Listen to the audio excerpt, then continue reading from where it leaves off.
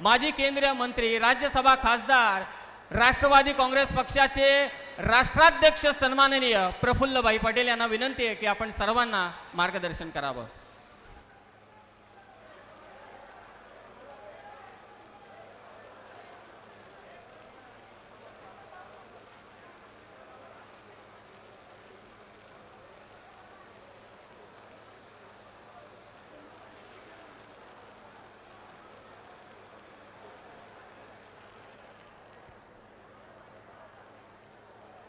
आजच्या या भव्य दिव्य सुधाकर भाऊच्या माध्यमातून आयोजित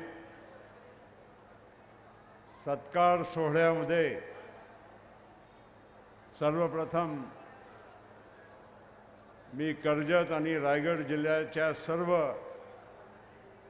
माझ्या बंधू भगिनीच्या मनपूर्वक मी स्वागत करू इच्छिते. आजचा हा कार्यक्रम आपल्या महाराष्ट्राचे अतिशय लोकप्रिय, कर्तबगार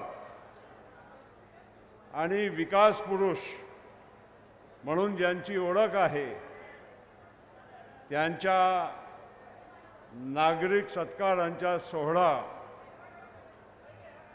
आयोजित करण्यात आलेला आहे. आणि या कार्यक्रमामध्ये उपस्थित कार्यक्रमामध्ये खास करून आलेले नवरदेव, पहिल्यांदा आणि शेवटचा नवरदेव, आमचे राष्ट्रवादी काँग्रेस पार्टीचे महाराष्ट्राचे अध्यक्ष आणि देशाच्या सर्वोच्च पंचायतमध्ये रायगड जिल्ह्यामधून लोकसभेवर प्रतिनिधित्व करणारे भारत भूषण सुनील भाऊ तटकरे, आमच्या वहिनी वर्धाताई, या कार्यक्रमामध्ये उपस्थित महाराष्ट्राची एक बुलंद आवाज, गोरगरिबांच्यासाठी, ओबीसी सर्व समाजासाठी लढा देणारे आमचे धनंजय भाऊ मुंडे, राष्ट्रवादी काँग्रेस पक्षाच्या महिला विभागाच्या अध्यक्षा, महिला आयोगांच्या अध्यक्षा रुपालीताई चाकणकर, महाराष्ट्राच्या एक ज्यांना आम्ही आशाच्या किरण म्हणू शकते अशा माझी तो मुलगी आहे आदिती तटकरे, या कार्यक्रमामध्ये उपस्थित मावळचे आमदार सुनील भाऊ शेळके, आमचे वर्षोचे जुने मित्र, आमचे बंधू मुश्ताक भाई अंतुले, त्याचप्रमाणे राष्ट्रवादी काँग्रेसचे फक्त महाराष्ट्राचेच नव्हे पण राष्ट्रीय प्रवक्ते माजी खासदार आनंद परांजपे, त्याचप्रमाणे आपल्या भागाचे, आपल्या जिल्ह्याचे विधान परिषदचे माजी आमदार अनिकेत तटकरे, आणि ज्यांनी आजच्या या भव्य दिव्य सोहळा आयोजित केला, आमचे आणि तुमचे सगळ्यांचे लाडके सुधाकर भाऊ. मित्रांनो, सुनील तटकरेजीला काही दिवसापूर्वी लोकमत वृत्त समूहाच्या वतीनं लंडनमध्ये एक ग्लोबल कॉन्फरन्स झाली होती आणि त्या कॉन्फरन्समध्ये सहभागी होण्यासाठी महाराष्ट्र आणि देशाच्या भविष्य कसा घडवायचं, भारत आणि महाराष्ट्राच्या यापुढे काय कसा स्थान असावं याच्या बाबतीत सुनील भाऊ तटकरे यांना सहभागी होता आला आणि त्यांनी जे विचार मांडले, आपण इथे कर्जत आणि कर्जतच्या एक सिमेंट रस्त्याच्या बाबतीत त्यांची कौतुक करत होते, पण त्याच्या पलीकडे जाऊन फक्त कर्जतच नव्हे, रायगडच नव्हे, महाराष्ट्र आणि देश कसा घडवायचा, विकास कसा करायचा त्या बाबतीत अतिशय सुंदर आणि मौलिक विचार सुनील तटकरेजींनी तिथे मांडण्याचं काम केलं. आपण भाग्यवान आहोत या जिल्ह्याचे लोक की असा एक व्यक्ती, मी आताच त्यांना विचारत होतो, आमचे तर फार जुने संबंध आहे, मैत्री आहे, पण 1985 पासून ते त्यांच्या मतदारसंघाच्या या जिल्ह्याच्या सतत प्रतिनिधित्व करत आले.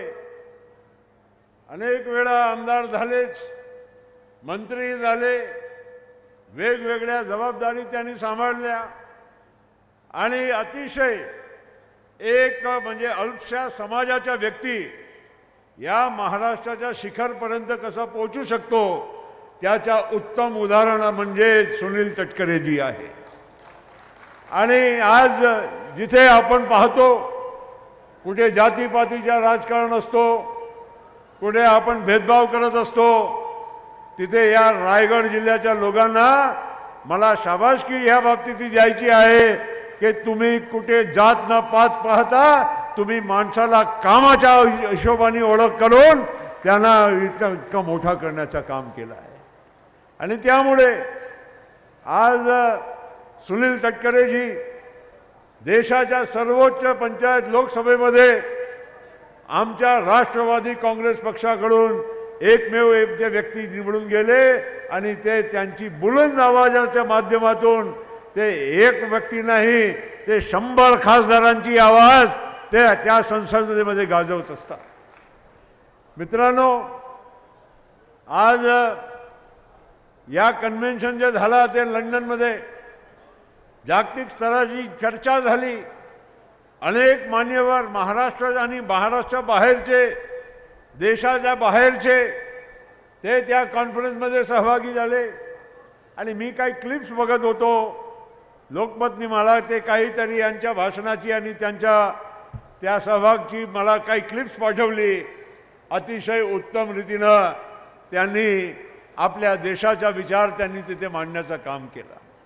हा पूर्ण जो आपला भाग आहे, कर्जत भाग आहे, सुधाकर भाऊ तुम्ही खरं म्हटलं मागच्या वेळी आमची चूक आहे की आम्ही तुम्हाला न्याय देऊ शकलो नाही. खरं आहे, आम्हाला त्या बाबतीचा खंत आहे. पण एक मी तुम्हाला नक्की सांगतो की आज तुम्ही आमदार नाही, काही नाही, पण बघा तुमच्यावर प्रेम करणारे लोक आम्ही पाहतो ना, आम्ही पण समजतो. आम्ही अनेक वेळा आम्ही पण आमच्या भागाच्या प्रतिनिधित्व करत आलेलो आहोत. म्हणून ही जे जनता आलेली आहे, तटकरे साहेबांच्यावर प्रेम तर आहे, त्यांच्या सन्मानासाठी आलेच आहे, पण मुख्य तुमच्यासाठी, तुमच्या मान ठेवण्यासाठी ही सगळी जनता इथे उपस्थित आहे. आणि म्हणून तुम्ही आता काही चिंता करू नका. काळ आणि वेळ जाता काही असाच होऊन जाते. 3-4 वर्ष असा देखते देखते 29 येऊन जाईल. तुम्ही या भागाचा प्रतिनिधित्व केल्याशिवाय राहणार नाही, याची जबाबदारी आम्ही घेत आहोत. होईलच, का नाही होणार.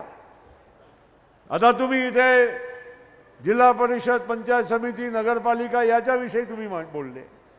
आम्ही तुम्हाला इथे अधिकृत सांगतो, तुम्हाला जे हवं असेल त्याप्रमाणेच तुम्ही इथे इलेक्शन लढा. आमच्याकडून तुम्हाला कुठलाही बंधन नाही. अख्खा महाराष्ट्रामध्ये असेल, पण या भागासाठी नाही.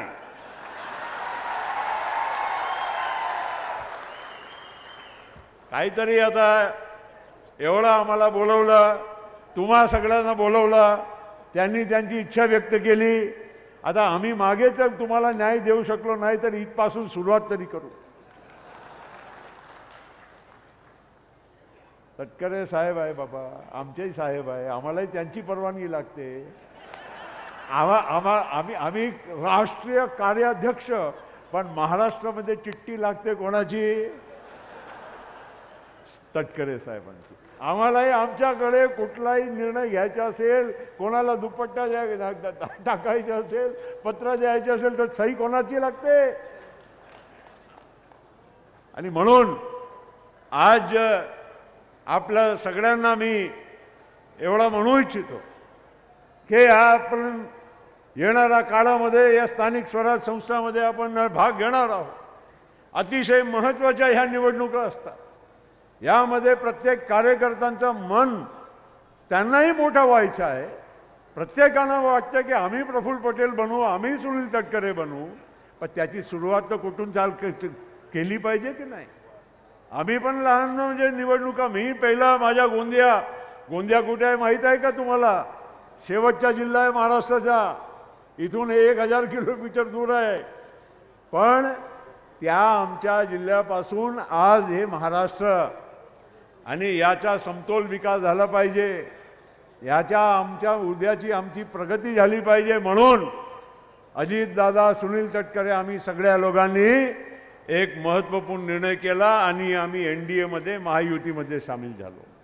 त्याचं कारण आहे, अनेक लोकांना वाटत होतं की का असा निर्णय घेतला, पण मी तुम्हाला सांगतो, आज आपण कितीही म्हटलं तरी विकासाची अपेक्षा बाळगतो. आपले काम झाले पाहिजे, आपल्या भागाचा विकास झाला पाहिजे, ही अपेक्षा सगळ्यांच्या मनामध्ये असते. आणि त्या निमित्तानं आज जे निर्णय आम्ही केला आहे, अजितदादाच्या नेतृत्वामध्ये सुनील तटकरे असो, भुजबळ साहेब असो, धनंजय मुंडे असो, आम्ही सगळ्या लोकांनी हे ठरवलं की आज मुख्य प्रवाहाबरोबर आपण राहिलं पाहिजे, आपण काम केलं पाहिजे. आज आपल्या देशाच्या समोर अनेक संकट येतात.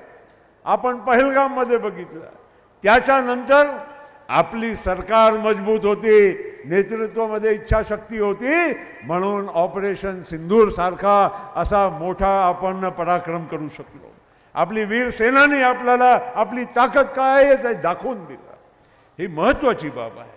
आणि आज आपल्या देशामध्ये सुद्धा आज झपाट्याने वेगाने आपली प्रगती होत आहे. आज विश्वामध्ये चौथी मोठी अर्थव्यवस्था भारत आज उभारून आलेली आहे. ही केव्हा शक्य झाला? जेव्हा एक स्थिर आणि मजबूत सरकार आणि एक चांगलं नेतृत्व या देशाला मिळालेलं आहे. आणि त्याचप्रमाणे मित्रांनो, आज महाराष्ट्राचा आपल्याला विकास करून घ्यायचा आहे.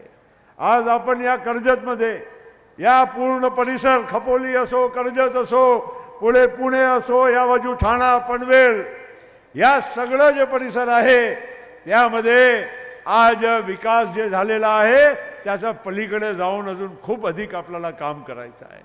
खरं आहे की बाकीच्या या राज्यापेक्षा काही या भागामध्ये उद्योग म्हणा, बाकीच्या विकासाचे अनेक या इथे काम झालेले आहे. पण तरीही आज गावामध्ये तुम्ही जा तर आजही लोकांना ते विकासाची आवश्यकता आहे. लोकांना आर्थिक त्यांची परिस्थिती सुधारण्याची गरज आहे. आणि त्याच्यासाठी आज सरकारमध्ये राहून आपल्याला खूप सारे चांगले काम करता येईल. आज सुनील भाऊ तटकरे सारखा नेता, जरी हा भाग त्यांच्या लोकसभे मतदारसंघामध्ये नसेल पण जिल्हा त्यांचा आहे, आज सुधाकर भाऊ सारखे लोक आहेत, त्यांच्यासोबत काम करणारे आहे, खंदे समर्थक आहे. आणि त्यांच्या माध्यमातून निश्चित आपल्याला या आपल्या भागाचा विकास अधिक गतीनं आणि चांगल्या रीतीनं नियोजनबद्ध करून घेणं हे अत्यंत महत्त्वाचं आहे. आणि हे होणार, हे शक्य केव्हा होणार? जेव्हा आज आपण या मुख्य प्रवाहाबरोबर आपण जुळलेलो आहोत. आज अनेक पक्ष आहे, मी कोणी दुसऱ्या पक्षाच्याबद्दल काय बोलणार नाही. आपण आज महायुतीमध्ये आहोत, पण प्रत्येक पक्षाला आपल्या कार्यकर्त्यांना ताकद देण्याचा, आपला पक्ष विस्तार करण्याचा, वाढवण्याचा हे आपला अधिकार आहे. आणि म्हणून आज येणारा हे निवडणुकीमध्ये जे काही निर्णय तुम्ही लोकांनी जे ठरवलेला असेल ते नक्कीच आमच्या इथे राष्ट्रवादी काँग्रेस पक्षाला मान्य असणार आहे, हे मी तुम्हाला परत सांगू इच्छितो. मित्रांनो, आज हे कार्यक्रम जे आहे हे काही संडेचा दिवस आहे, भर धो पाऊस पडत आहे. मी मुंबईवरनं निघालो तर मला वाटलं इतका पाऊस पनवेलपर्यंत होता की काही कार्यक्रम होते की नाही होते. पण इथे आल्यानंतर तुम्ही म्हटलं बरोबर आहे, 5 दिवस अगोदरची परिस्थिती कोण होता ते माईकवर तुम्ही सांगत होते तरुण, ते चिखलामध्ये मला वाटलं की ग्राउंड मैदानमध्ये कसा कार्यक्रम हे घेत असतील. कारण या परिसरामध्ये अनेक वेळा आलेलो आहो आपण. या इथे माहीत आहे की इथे डोंगराळ भाग आहे, जिथे जंगली भाग आहे, बरेच इथे अडचणी आहे. तरी या कर्जतमध्ये एवढा मोठा भव्य दिव्य कार्यक्रम, आणि ते पण संडेचा दिवस, तर म्हणजे लोक बायकोला घेऊन फिरायलाच जाते. आता इतके हॉटेल रेस्टॉरंट झाले, लोक मुंबईचे लोक थेट कर्जतपर्यंत जेवायला येतात. इतक्या हॉटेल, इतका जेवणाची व्यवस्था, इतका फिरायच्या पर्यटनाच्या एक नवीन लोकांचा एक म्हणजे सवय झालेली आहे.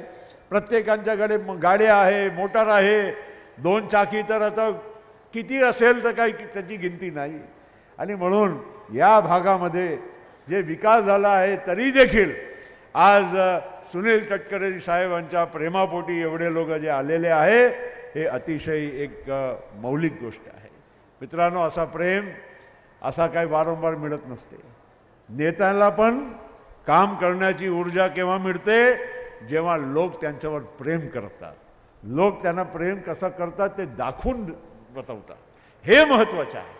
आणि त्यामुळे आज नक्कीच सुनील भाऊ तटकरे इथून फक्त तुमचा सत्कार तर स्वीकारलाच त्यांनी, पण सोबत इथून गेल्यानंतर एक आणखीन त्यांच्यामध्ये एक नवीन ऊर्जा राहील की कर्जत आणि या परिसराच्या लोकांच्यासाठी मला अधिक काम करण्याची गरज आहे, ही अशी ऊर्जा घेऊन ते इथून जाणार आहे.